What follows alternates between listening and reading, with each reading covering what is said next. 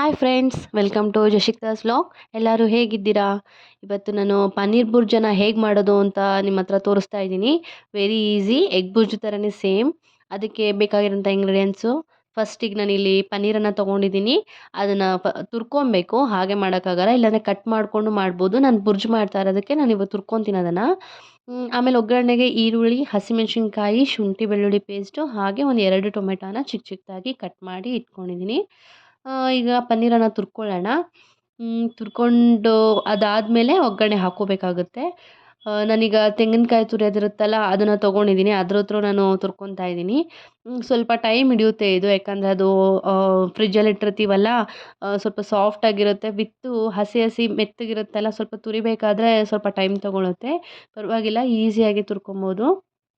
Friends, ಯಾರೆಲ್ಲ first time ನನ್ನ ವೀಡಿಯೋನ ನೋಡ್ತಾ ಇದ್ದೀರಾ, ನನ್ನ ಚಾನಲ್ಗೆ ಸಬ್ಸ್ಕ್ರೈಬ್ ಆಗಿ, ಹಾಗೆ ದಿನ ಎವ್ರಿ ಡೇ ಹಾಕೋಂಥ ವೀಡಿಯೋಸ್ಗಳನ್ನ ನೋಡಿ, ಹಾಗೆ ಪಕ್ಕದಲ್ಲಿರೋಂಥ ಬೆಲ್ ಐಕಾನನ್ನು ಕ್ಲಿಕ್ ಮಾಡ್ಕೊಳ್ಳಿ. ಸೊ ಅದರಿಂದ ಎವ್ರಿ ಡೇ ನೋಟಿಫಿಕೇಷನ್ ಬರುತ್ತೆ. ಪನ್ನೀರ್ ತುರಿದಿಟ್ಕೊಂಡಿದ್ದೀನಿ. ಇವಾಗ ಒಂದು ಕಡಾಯಿ ಇಟ್ಕೊಂಡಿದ್ದೀನಿ, ಅದಕ್ಕೆ ಸ್ವಲ್ಪ ಆಯಿಲನ್ನು ಹಾಕ್ಕೊಳ್ಳೋಣ. ಎಷ್ಟು ಬೇಕು ನೋಡ್ಕೊಂಡು ಹಾಕ್ಕೊಳ್ಳಿ, ಅದು ಬಿಸಿ ಆಗಲಿ. ಆಮೇಲೆ ಸಾಸಿವೆ ಹಾಕ್ಕೊತಾ ಇದ್ದೀನಿ, ಕರಿಬೇವಿನ ಸೊಪ್ಪು, ಆಮೇಲೆ ಚಿಕ್ಕ ಚಿಕ್ಕದಾಗಿ ಕಟ್ ಮಾಡಿ ಇಟ್ಕೊಂಡಿದ್ನಲ್ಲ, ಒಗ್ಗರಣೆಗೆ ಆಗೋಷ್ಟು ಈರುಳ್ಳಿ, ಆಮೇಲೆ ಹಸಿಮೆಣ್ಸಿನ್ಕಾಯಿನ ಹಾಕ್ಕೊತಾ ಇದ್ದೀನಿ. ಅದು ಎಣ್ಣೆಲಿ ನೀಟಾಗಿ ರೋಸ್ಟ್ ಆಗಲಿ. ಇನ್ನೇನು ಶ್ರಾವಣ ಹತ್ತಿರ ಬಂತು ಫ್ರೆಂಡ್ಸ್. ಎಗ್ ತಿನ್ನೋಕ್ಕಾಗಲ್ಲ, ನಾನ್ ವೆಜ್ ತಿನ್ನೋಕ್ಕಾಗಲ್ಲ, ಎಲ್ಲರಿಗೂ ಗೊತ್ತಿರೋದೆ. ಸೊ ಆ ಟೈಮಲ್ಲಿ ನಾನ್ ವೆಜ್ ತಿನ್ನಬೇಕು ಅಂತ ಯಾರಿಗಾರು ಅನಿಸಿದ್ರಂದರೆ ಎಗ್ ಇನ್ಸ್ಟೆಡ್ ಆಗಿ ನಾವು ಇದನ್ನು ಮಾಡ್ಕೊಬೋದು ಈಸಿಯಾಗಿ. ಚೆನ್ನಾಗಿರುತ್ತೆ, ಟೇಸ್ಟ್ ಮಾತ್ರ ಸಖತ್ತಾಗಿರುತ್ತೆ. ಆ್ಯಂಡ್ ಸ್ವಲ್ಪ ಸ್ಮೆಲ್ ಇರಲ್ಲ, ಎಗ್ ಥರ ಸ್ಮೆಲ್ ಇರಲ್ಲ, ನಿಮಗೂ ಗೊತ್ತಿರುತ್ತೆ. ಬಟ್ ಈಸಿಯಾಗಿ ಮಾಡ್ಕೊಂಬಿಡ್ಬೋದು. ಸ್ಟೋರ್ ಮಾಡಿ ಇಟ್ಕೊಂಬಿಟ್ರೆ ಮನೇಲಿ ಪನ್ನೀರನ್ನ ನಮ್ಗೆ ಯಾವಾಗ ಬೇಕನ್ಸುತ್ತೋ ಅವಾಗ ಮಾಡ್ಕೊಬೋದು. ಈರುಳ್ಳಿ ಫ್ರೈ ಆಗಿದೆ, ಅದಕ್ಕೆ ಇವಾಗ ಕಟ್ ಮಾಡಿ ಇಟ್ಟಿರೋಂಥ ಟೊಮೆಟೊನೂ ಹಾಕ್ಕೊಂಡು ಅದನ್ನು ಫ್ರೈ ಮಾಡ್ಕೊತಾ ಇದ್ದೀನಿ. ಅದಕ್ಕೆ ಸ್ವಲ್ಪ ಉಪ್ಪು ಹಾಕ್ಕೊಳ್ಳೋಣ, ಸ್ವಲ್ಪ ಸಾಫ್ಟ್ ಆಗಬೇಕದು ಟೊಮೆಟೊ ಅದೆಲ್ಲ. ಅದಕ್ಕೋಸ್ಕರ ಉಪ್ಪು ಹಾಕಿ ಸ್ವಲ್ಪ ಬೇಯಿಸ್ಕೊಳ್ಳೋಣ. ವಿತ್ ಸ್ವಲ್ಪ ಅರಶಿನ ಪುಡಿನೂ ಹಾಕ್ಕೊತಾ ಇದ್ದೀನಿ. ಅದು ನೀಟಾಗಿ ಇವಾಗ ಫ್ರೈ ಆಗಲಿ. ತುಂಬ ಟೇಸ್ಟಿಯಾಗಿರುತ್ತೆ. ಚಪಾತಿಗೆಲ್ಲ ತಿನ್ಬೋದು, ದೋಸೆಗೆಲ್ಲ ತಿನ್ಬೋದು ನಾವು ಇದನ್ನು. ತುಂಬ ವಿತ್ ಏನೂ ಇಲ್ಲ ಅಂದರೂ ಸೈಡ್ ಅನ್ನ ಸಾಂಬಾರು ಅಷ್ಟೇ ಇದೆಯಪ್ಪ ಮನೇಲಿ, ಏನು ಮಾಡೋದು ಅಂದರೆ ಸೈಡಿಗೂ ಕೂಡ ಇದು ಸೈಡ್ಸ್ ಆಗಿ ಇಟ್ಕೊಂಡು ಕೂಡ ತಿನ್ಕೋಬೋದು ನಾವು. ನಂಚ್ಕೊಂಡು ಅನ್ನ ಸಾರು ಜೊತೆ ನಂಚ್ಕೊಂಡು ತಿನ್ಬೋದು, ಟೇಸ್ಟಿಯಾಗಿರುತ್ತೆ. ಸ್ವಲ್ಪ ಶುಂಠಿ ಬೆಳ್ಳುಳ್ಳಿ ಪೇಸ್ಟನ್ನು ಹಾಕ್ಕೊಂಡು ಅದನ್ನು ಫ್ರೈ ಮಾಡ್ಕೊಳ್ಳಿ.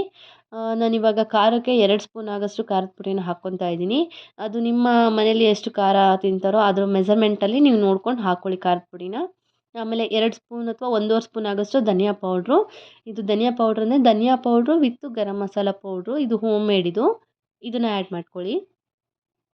ಅದನ್ನ ಇವಾಗ ನೀಟಾಗಿ ಎಣ್ಣೆಲೇ ಫ್ರೈ ಮಾಡ್ಕೊಳ್ಳೋಣ. ಅದು ಸ್ವಲ್ಪ ಎಣ್ಣೆ ಜೊತೆ ಮಿಕ್ಸ್ ಆಗಿ ಸ್ವಲ್ಪ ಲೈಟಾಗಿ ಹಸಿ ವಾಸನೆ ಇರುತ್ತೆ, ಅದು ಬಿಡಬೇಕದು.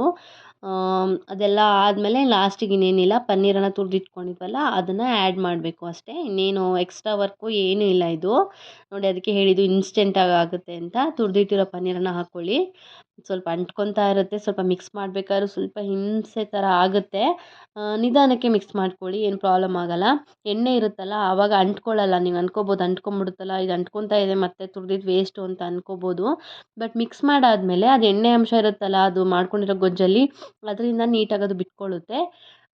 ನೀಟಾಗಿ ಮಿಕ್ಸ್ ಮಾಡ್ಕೊಳ್ಳಿ. ನಿಮಗೆ ನೋಡಿ ಅದದು ಹೇಗೆ ಬೇಕು ಹದ ಅಂತೇಳಿ. ನಾನೀಗ ಸ್ವಲ್ಪ ನೀರನ್ನು ಹಾಕ್ಕೊಂಡು ಆ್ಯಡ್ ಮಾಡಿಕೊಂಡು ಮತ್ತೆ ಬೇಯಿಸ್ಕೊತಾ ಇದ್ದೀನಿ. ಸ್ವಲ್ಪ ಲೈಟಾಗಿ ಲಿಕ್ವಿಡ್ ಆಗಿರಲಿ ಅಂತ ನೋಡಿ, ಈ ಥರ ಮತ್ತೆ ಡ್ರೈ ಮಾಡ್ಕೊತಾ ಇದ್ದೀನಿ. ಲೈಟಾಗಿ ಸ್ವಲ್ಪ ಫ್ರೈ ಮಾಡ್ಕೊತಾ ಇದ್ದೀನಿ ನೀರು ಹಾಕ್ಬಿಟ್ಟು. ಎಣ್ಣೆ ಬಿಟ್ಕೊಂಡಿದೆ, ಸಾಕು, ಇಷ್ಟ ಆದರೆ ಸಾಕು. ಲಾಸ್ಟಿಗೆ ಒಂದು ಸ್ವಲ್ಪ ಕೊತ್ತಂಬರಿ ಸೊಪ್ಪನ್ನ ಅದಕ್ಕೆ ಮಿಕ್ಸ್ ಮಾಡೋಣ, ಮೇಲೆ ಹಾಕೋಣ. ಟೇಸ್ಟ್ ನೋಡಿ, ನಿಮಗೆ ಲೆಮನ್ನು ಬೇಕಂದರೆ ಆ್ಯಡ್ ಮಾಡ್ಕೊಳ್ಳಿ. ಯಾಕಂದರೆ ಇದು ಪನ್ನೀರು ಸ್ವಲ್ಪ ಸಪ್ಪೆ ಇರುತ್ತೆ. ನೀವು ಅದಕ್ಕೆ ಚೆನ್ನಾಗಿ ನಾವೇನು ಗೊಜ್ಜು ಮಾಡ್ಕೊಂಡ್ವಲ್ಲ ಸ್ಟಾರ್ಟಿಂಗು, ಆ ಒಂದು ಇದನ್ನು ಚೆನ್ನಾಗಿ ಟೇಸ್ಟ್ ಕೊಡಬೇಕು ನಾವು.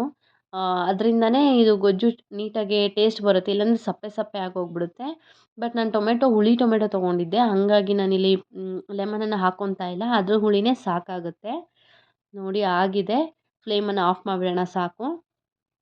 ಸಖತ್ತಾಗಿ ಬಂದಿದೆ, ಟೇಸ್ಟ್ ಮಾತ್ರ ಅಲ್ಟಿಮೇಟ್ ಆಗಿತ್ತು. ಮನೇಲೆಲ್ಲ ಖುಷಿಪಟ್ಟರು. ನೀವು ಮನೇಲಿ ಟ್ರೈ ಮಾಡಿ ಹೇಗಿತ್ತು ಅಂತೇಳಿ ನನಗೆ ಕಾಮೆಂಟಿಂದ ತಿಳಿಸಿ. ಹಾಗೆ ಫಸ್ಟಿಗೆ ನನ್ನ ವೀಡಿಯೋನ ನೋಡಿ ಇಷ್ಟಪಟ್ಟು ನನ್ನ ಚಾನಲ್ಗೆ ಸಬ್ಸ್ಕ್ರೈಬ್ ಆಗಿ. Okay, thank you, bye.